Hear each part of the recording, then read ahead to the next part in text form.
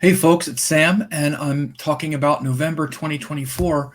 It's upon us. We are headlong into the rest of 2024, and I'm going to be talking about the shifts. We have the sun moving into Scorpio in the middle of the month, new moons and full moons happening, also Venus changing signs and other things.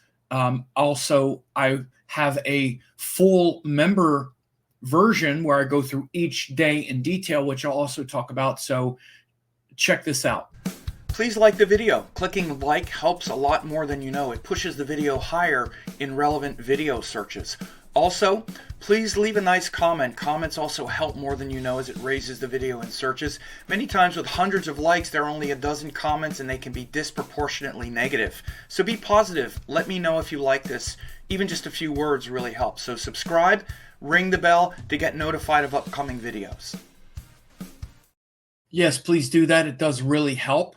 So we are looking at the November 2024 forecast, and you see I have thanks to my friend and astrologer Casey Scott, who puts these calendars together.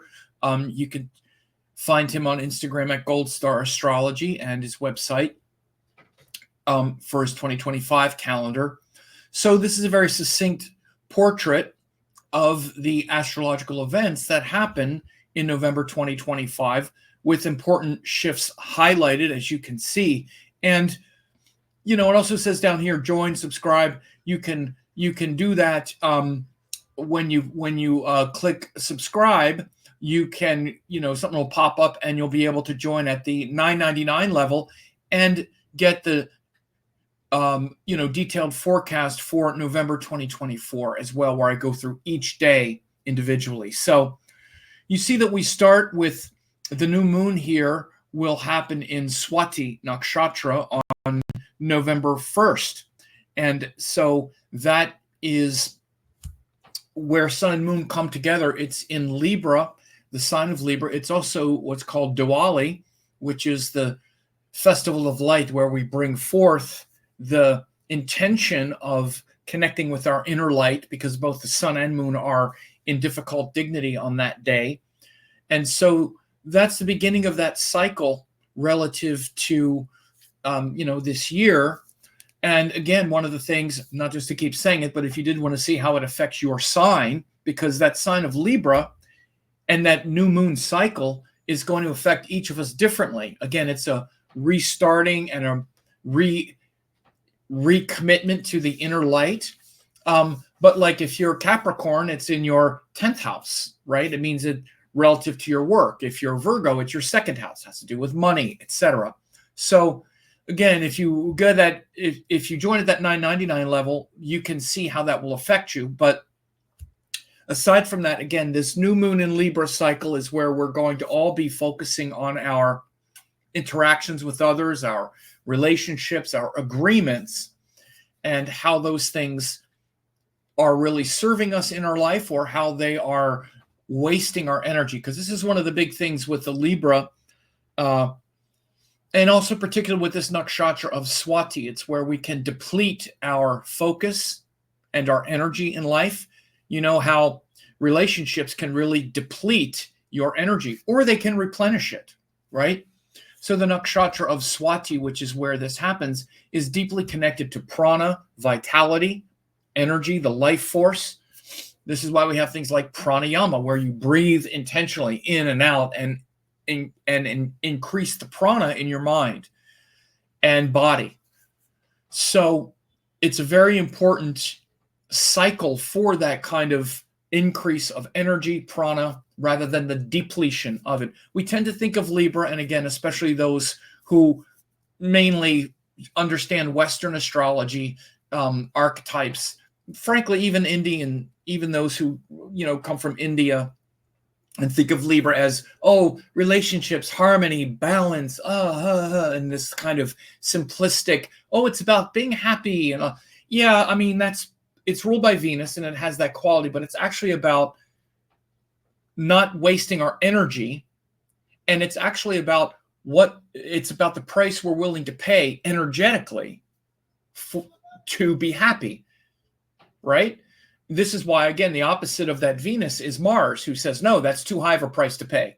I'd rather be strong and have energy and vitality than just spend all of it trying to make you happy or whatever it is, right? Like, and again, part of us will spend energy to try to make another happy, but is the price to pay too high?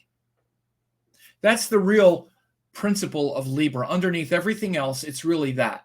What's the price you're willing to pay? And is it going to deplete your energy, which is the Swati Nakshatra, or increase your energy? Because again, this is also why we're very energized when we're in an exchange, a relationship exchange. Again, it doesn't have to be romantic, business partnership, friendship, any exchange where we're replenishing each other's prana, right? So it can either be that vata or the prana. So then you can see that planet Venus, who starts the month in Scorpio, moves into Sagittarius. Sagittarius then is, and this happens on November the 6th. November the 6th. And Sagittarius is the sign of inspiration, purpose, higher wisdom, and also what you would call dogma or belief. It's very much about the religion, the religious part of Jupiter energy. So this means that our beliefs about things are very important. And again, and you should understand, Venus is not really about that kind of thing. Venus is about that exchange with other people, like I just even described with Libra. It's about being engaged energetically, engaged with people, and whether or not we're depleting our energy in the exchange. Ultimately, with Venus, the higher lesson is service to a more transcendent type of beauty that's not just based on pleasure, happiness, and desire. So again, that aspect of Venus can be quite enhanced in Sagittarius. When we're connected to higher wisdom, then it becomes quite devotional in Sagittarius, right? But again, it's a high call.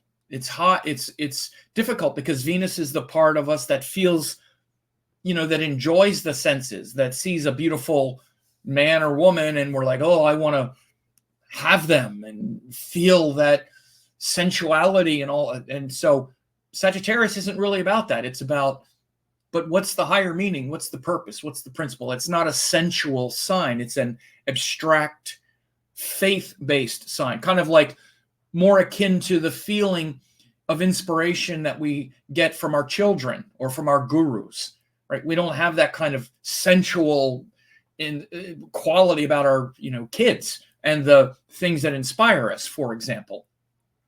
So this is why it can be a hard, needle to thread. So you want to be aware of this.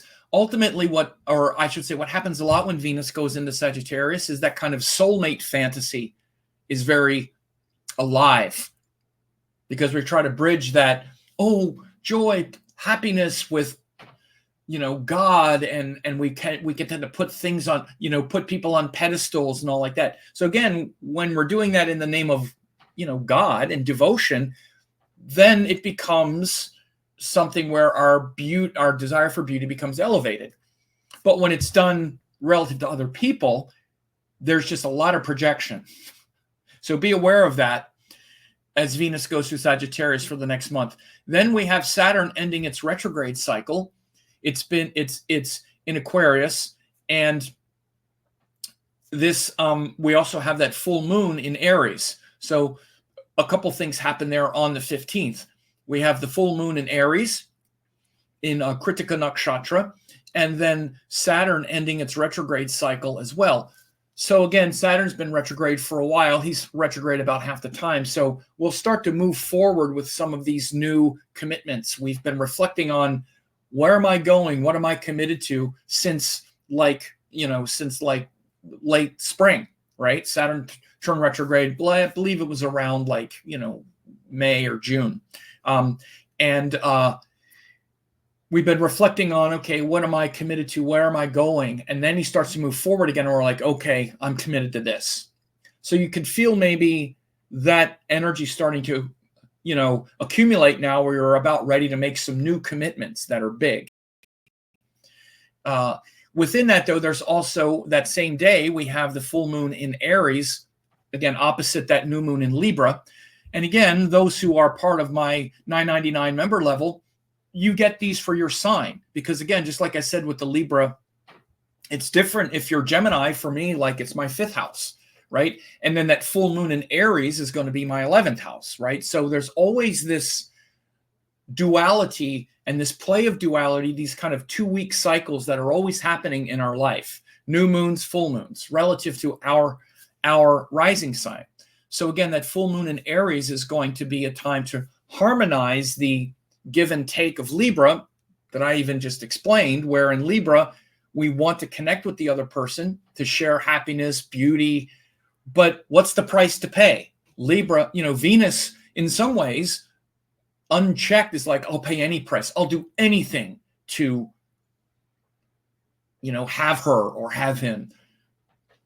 Again, and sometimes we're like that. There's this desperation, like, I'll do anything. And then if we do anything, eventually we're going to regret it. And the other person will regret it if we're not very aware, because we'll wind up blaming them for the things we did because of our, again, often soulmate fantasies. Oh, this person, oh yeah, I'll do anything. And then we do anything, and then we wind up feeling hurt, feeling, stupid, and often then blaming the other person for the compromises we made. So I'm saying this because Mars is the opposite. Mars is where we say, no, I'm not willing to pay that price because it's against my values, or it's wasting my energy, or I need to take some space and make sure that where this is going, blah, blah. Mars is willing to break connection. And you want to understand something. It doesn't mean it's about fighting. It's not just fighting. In fact, when Mars is powerful, there isn't fighting. People avoid fights very easily when Mars is powerful. We realize, because then it's more of an integrated thing. And again, as we get older, this happens naturally. But when I was younger, I would have a lot of arguments and whatnot, not a lot of fights, because I'm not violent. And fighting, physically fighting is a very different thing. As much as I've had my share of arguments and conflicts, I've only been in a few fights. And mostly because it's very hard for me to get angry enough to hit somebody first, no matter what happens, even if someone hits me. Sometimes I've taken some shots and then, but anyway, so the point is that it doesn't mean you're fighting. Once you become more aware of your own values and your inner strength, which again has nothing to do with another person, your core values and inner strength is something that you need to be self-possessed of. And I mean, for me, it's been now 25 years where I'm not confused about what I'm willing to do in order to have a connection with someone. So it never gets to fighting with them about it. And even if I do, let's say I'll cooperate sometimes with okay, I really want to see what this is about. And I know I'm doing it. I know I'm allowing myself to be extended beyond what I would normally do, but it's because I do really want to have that Venus experience with the person. It's not necessarily sexuality or anything like that. It's just that I really maybe like the person, and again, or the experience. And I'm like, okay, this isn't usually what I do, but okay, because I also have enough strength to know that I'm not going to get too far ahead of my skis. I'm not going to do anything that I'm then going to blame the other person for. And by the way, that doesn't mean that the other person might not be mean and abusive and mistreat me or whatever it might be, but I'm there of my own conscious will. And even when I end it, I'm not going to end it being angry at them, because I was choosing to be there. Me. I chose to allow myself to be subjected to whatever it was. So again, this is frankly the way a healthy Mars-Venus interaction works. Because again, at some point as adults, we're not victims anymore. We're cooperating with a situation and, let's say, a person. And if we're so weak that we don't have good boundaries or whatever, and so we go along with something, and then when it doesn't work, blame the other person for what we went along with. Again, this is where this is the big shadows of Libra and Aries. by the way, that's why I'm talking about it quite a bit, because we have a lot of shadows around the Libra Aries axis. It's literally Aries is the start, and Libra is where we're trying to, compromise with other people. So Aries is my individuality. Libra is, wanting to agree with others and bring them in. So this is why there's so much confusion and projection and polarity around that axis. So this is a huge theme for November, right? The new moon right at the beginning, and then the full moon in Aries in the middle. So again, big thing there. Then the sun moves into Scorpio the next day. So again, you can see the 15th, 16th, we have a full moon in Aries, then we have the sun moving into Scorpio. So then the sun will be out of its debilitation. It'll then be in Scorpio. And, the sun in Scorpio is actually one of the better places relative to the Scorpio energy. The sun is also, it's certainly not in detriment there. It's not a bad place for the sun, but it's not a bad place relative to the Scorpio things, right? Because on some level, Scorpio is a water sign, so the sun is more fiery, but it does really illuminate the dark, stressful, vulnerable, fearful nature of Scorpio. And so that's definitely helpful for that Scorpio area of life. So people that have planets in Scorpio, when the sun goes through it, it really helps to shine the light and invigorate that, because again, Scorpio is where a lot of confusion hides out in our vulnerabilities and whatnot.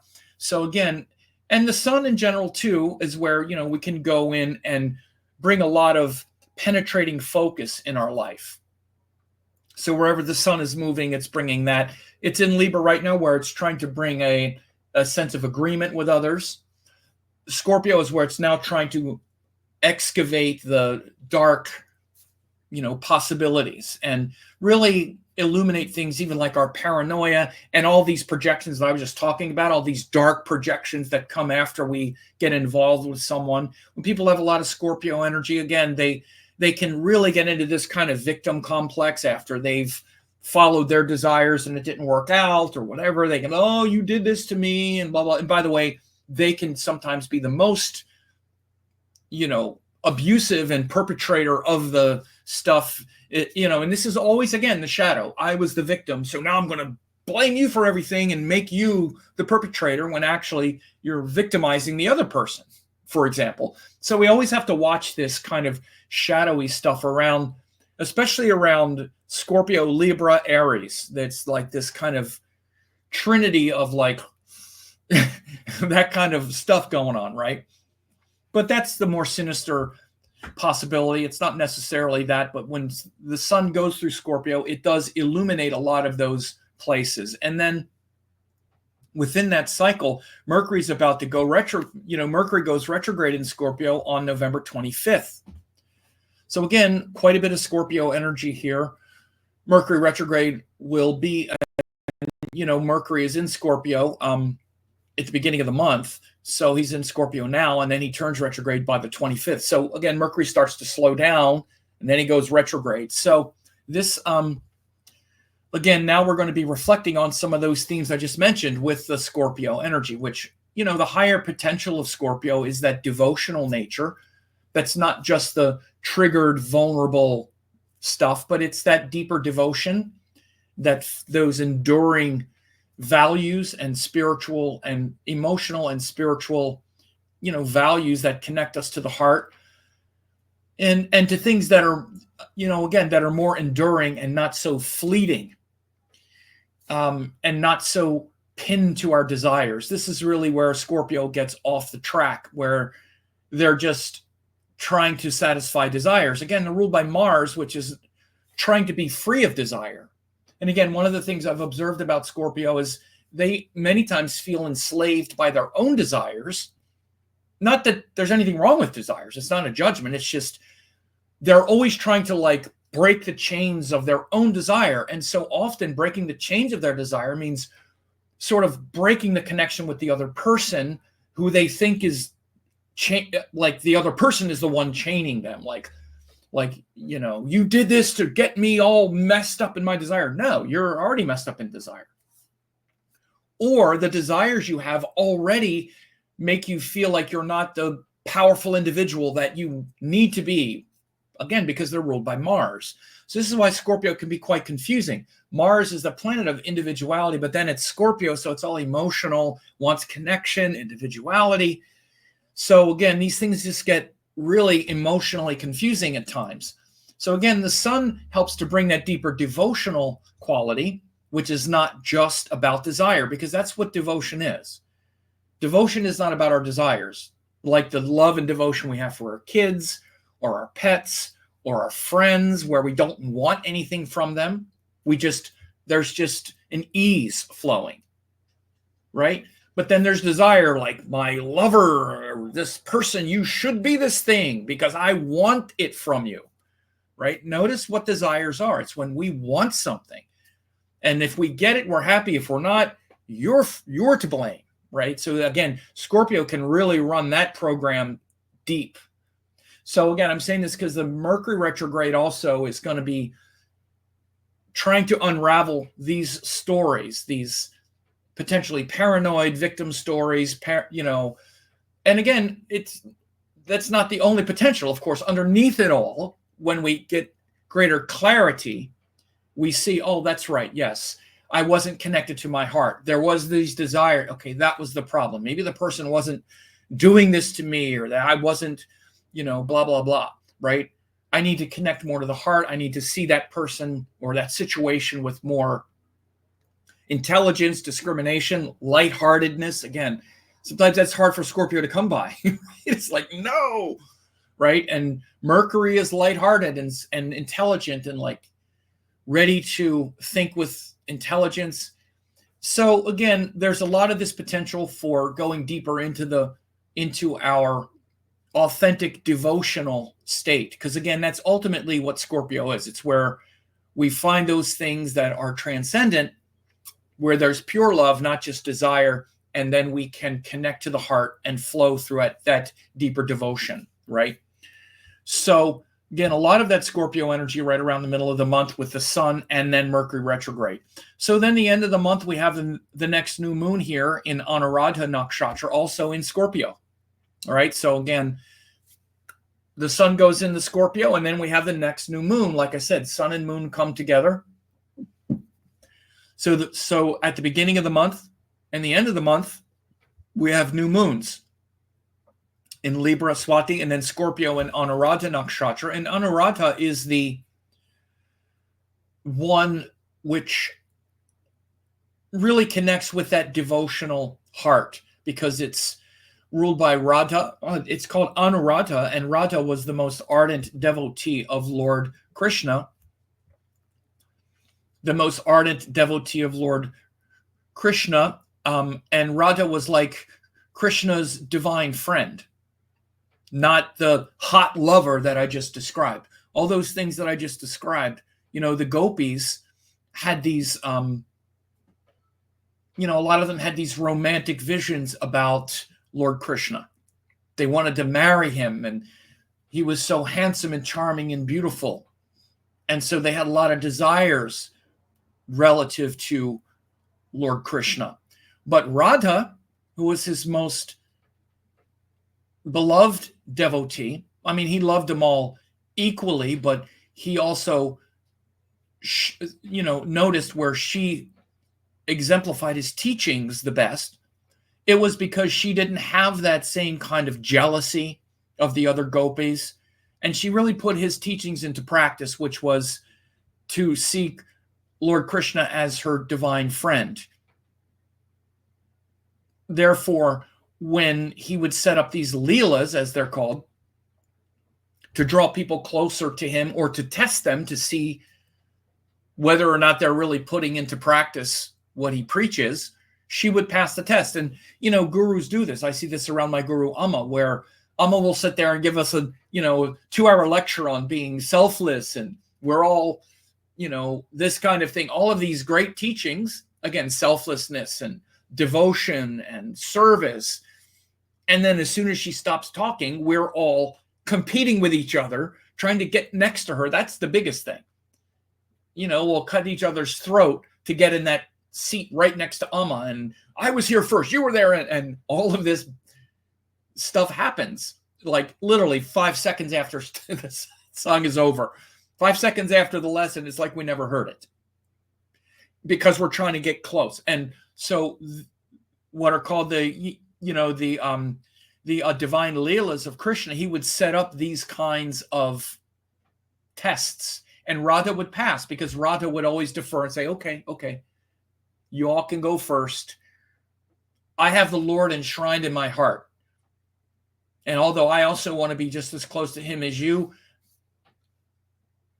I want to feel, I already feel his presence in my heart. So this is the devotion of Anuradha. So I'll talk more about that new moon in Scorpio, but it's just like now you can see what that new moon in Scorpio will mean for you if you do want to get the 999 level, because again, it's going to be different for everyone. Like I just said, for me, the new moon in Libra right now is my 5th house, but then the new moon in Scorpio is my 6th house. So it keeps building on itself. And this way you kind of go through an evolutionary arc throughout the whole year. So that's another reason why it's good to stay on top of these things, because you can see these lessons progress throughout the year. So anyway, again, you're encouraged to, click, join, subscribe, and all those things. Please leave a comment as well. And I thank you very much. Thanks for watching. Don't forget to like, comment, share, and subscribe to the channel.